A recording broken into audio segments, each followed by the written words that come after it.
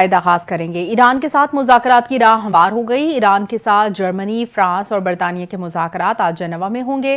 Geneva میں مذاکرات کے بعد ماہرین کی سطح پر اسٹرکچرڈ ڈائیلاگ ہوں گے۔ جوہری معاملے پر یورپی وزرائے خارجہ ایرانی وزیر خارجہ عباس عراقچی سے مذاکرات کریں گے۔ الجزیرہ کے مطابق ان مذاکرات میں جوہری پروگرام کے ساتھ جنگ بندی پر بھی بات ہوگی۔ اسرائیل ایران جنگ پر اقوام متحدہ کی سلامتی کونسل کا اجلاس آج ہوگا۔ OIC کا اہم اجلاس ہفتے کو استنبول میں ہوگا۔ اجلاس میں ایرانی وزیر خارجہ عباس عراقچی کی شرکت متوقع۔ اجلاس سے ترک صدر بھی خطاب کریں گے۔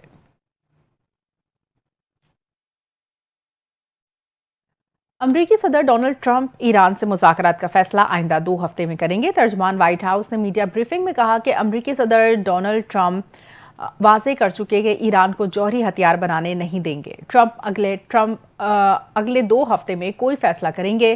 ایران کے پاس کسی صورت جوہری ہتھیار نہیں ہو سکتے۔ امریکہ نے مذاکرات کے لیے ایران کو 60 دن دیے۔ 61 دن پر اسرائیل نے ایران پر حملہ کیا۔ ترجمان وائٹ ہاؤس نے صدر ٹرمپ کا براہ راست بیان پڑھ کر سنایا۔ اس بنیاد پر کہ ایران کے ساتھ مستقبل قریب میں مذاکرات کے امکانات موجود ہیں یا نہیں، میں یہ فیصلہ آئندہ 2 ہفتوں کے اندر کروں گا کہ آگے بڑھنا ہے یا نہیں۔ انہوں نے بتایا کہ ایران کے ساتھ رابطے جاری ہیں۔ چین کی ایران جنگ میں فوجی مداخلت کو کوئی ثبوت نہیں۔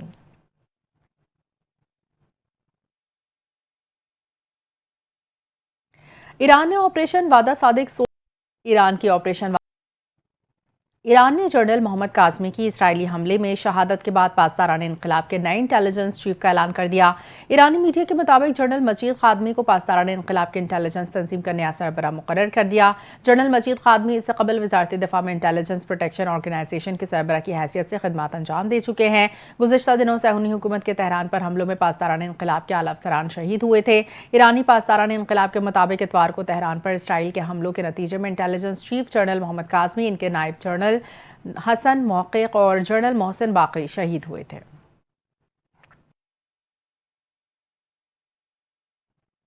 مشرق وسطی کی کشیدہ صورتحال کے دوران چینی صدر شی جن پنگ نے 4 اہم تجاویز پیش کر دیں۔ چینی وزارت خارجہ کے مطابق صدر شی جن پنگ نے مشرق وسطی کی کشیدہ صورتحال کو دیکھتے ہوئے اپنی پیشکش کر دی۔ 4 تجاویز فوری جنگ بندی کا مطالبہ کیا۔ چینی وزارت خارجہ کا کہنا ہے کہ صدر نے فوری جنگ بندی کے مطالبے کے ساتھ اپنی تجاویز میں شہریوں کا ترجیحی طور پر تحفظ یقینی بنانا، مذاکرات اور مکالمے کے آغاز کو آگے بڑھنے کا بنیادی راستہ اور بین الاقوامی برادری کی امن کے لیے کوششوں کو ناگزیر قرار دیا۔ اس سے قبل روسی صدر پیوٹن اور چینی صدر شی جن پنگ کی ٹیلی فونک گفتگو ہوئی، جس میں دونوں رہنماؤں نے ایران پر اسرائیلی حملے کی سخت مذمت کی اور اسے عالمی قوانین کی خلاف ورزی قرار دیا۔ شی جن پنگ اور پیوٹن نے ایران اسرائیل جنگ کے سفارتی حل پر زور دیا اور کہا ایرانی جوہری پروگرام سے متعلق تمام مسائل کا کوئی فوجی حل نہیں۔ چینی صدر شی جن پنگ نے کہا ایران کے معاملے پر روسی ثالثی کے حق میں ہے۔ روسی ثالثی کشیدگی میں کمی کے مددگار ثابت ہو سکتی ہے۔ ایران اسرائیل تنازع میں ممکنہ امریکی مداخلت ایک خوفناک کشیدگی کا سبب ہوگی۔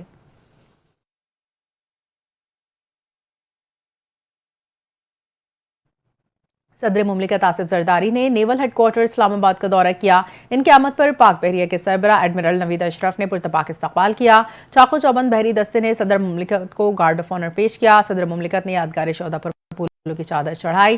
ISPR کے مطابق ملاقات کے دوران نیول چیف نے صدر مملکت کو علاقائی میرائٹیم سیکورٹی کی صورتحال سے آگاہ کیا۔ صدر مملکت کو پاک بحریہ کی آپریشنل تیاریوں، معرکہ حق کے دوران پاک بحریہ کی حکمت عملی اور ناقابل تسخیر دفاع سے متعلق تفصیلی بریفنگ دی۔ صدر آصف زرداری نے مادر وطن کی سمندری سرحدوں کے کامیاب دفاع پر پاک بحریہ کو مبارکباد پیش کی۔ کہا پوری قوم کو اپنی مسلح افواج پر فخر ہے اور ان کی پیشہ ورانہ صلاحیتوں پر مکمل اعتماد ہے۔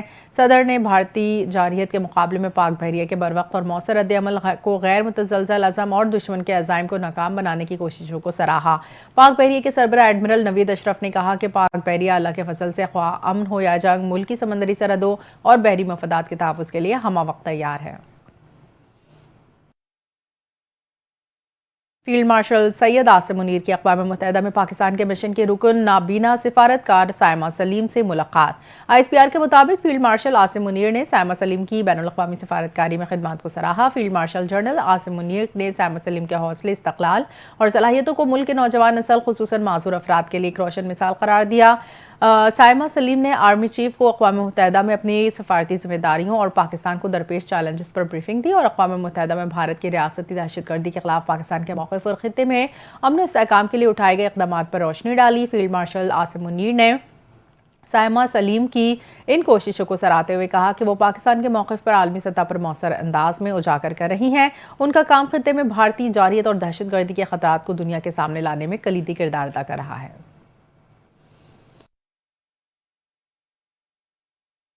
اقوام متحدہ کی سلامتی کونسل میں غربت، پسماندگی اور تنازعات کے عالمی امن پر اثرات سے متعلق مباحثہ ہوا۔ پاکستان کے مستقل مندوب عاصم افتخار نے موقف پیش کرتے ہوئے کہا کہ غربت، عدم مساوات اور بنیادی انسانی حقوق سے محرومی تنازعات کی بنیادی وجوہات ہیں۔ انہوں نے کہا کہ ترقی، انسانی حقوق، پرامن پسند آپس میں جڑے ہیں اور جب تک ان مسائل کا منصفانہ حل تلاش نہیں کیا جاتا، پائیدار امن ممکن نہیں۔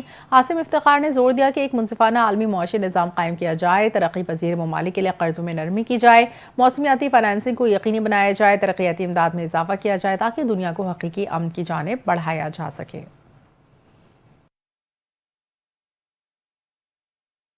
بلیٹن سے